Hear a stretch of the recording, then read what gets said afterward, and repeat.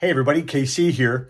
So I was really interested to read a piece from Bloomberg talking about midlife crises. But in this case, they're talking about millennials who are actually going through midlife crises. I keep thinking, millennials, they're all so young. Not so much. So it ends up that in 2023, according to the story, 3.6 million Americans will turn 40.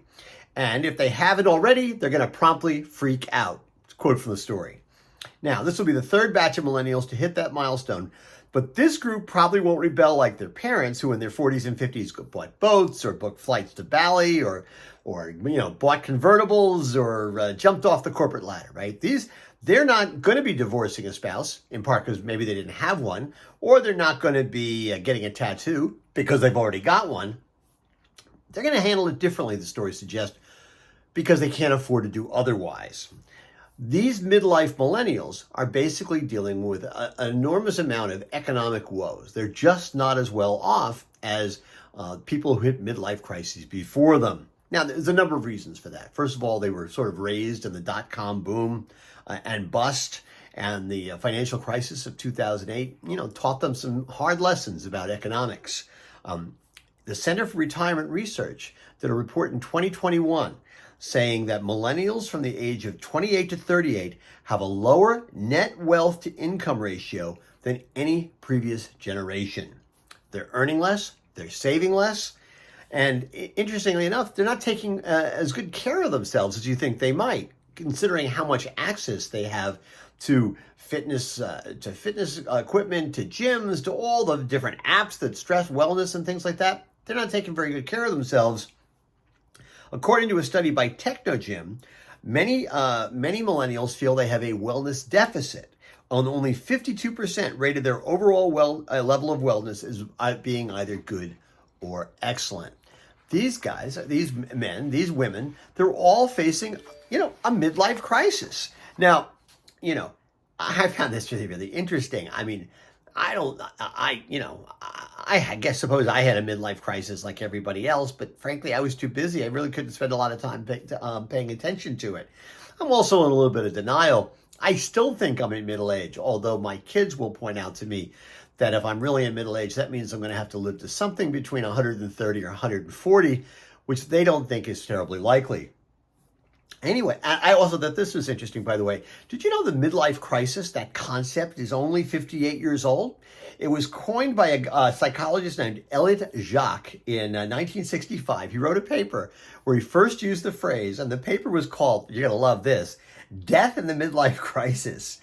And basically, the idea was at a certain point, and he pegged it at 35, you move from optimistic timekeeping to pessimistic timekeeping. You stop thinking about the time you've had since birth and start thinking about the time you're going to have until you die. Now, listen, I think it's a little early for millennials to start thinking about a midlife crisis. And my first response to this, to be perfectly honest about it, is you got to get over yourself.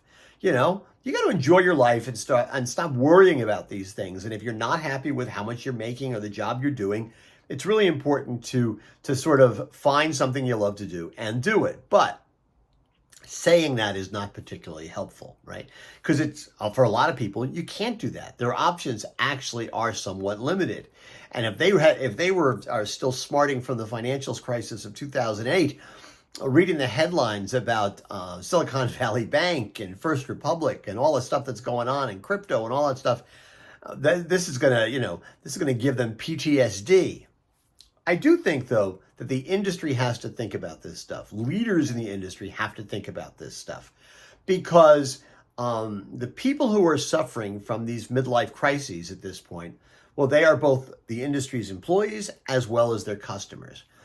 And if they're feeling trapped and if they're feeling like their lives are not living up to their expectations or their aspirations, for whatever reasons those happen to be, the industry is better off if you can create for employees sort of a culture of caring within your organization to sort of help them with this, right? Or help them help themselves with this.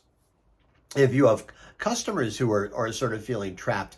It's really a good idea, okay, again, dealing with the economics of the situation, and find ways that in an economical way you can help them have some wins. You can help them live up to maybe some of their aspirations.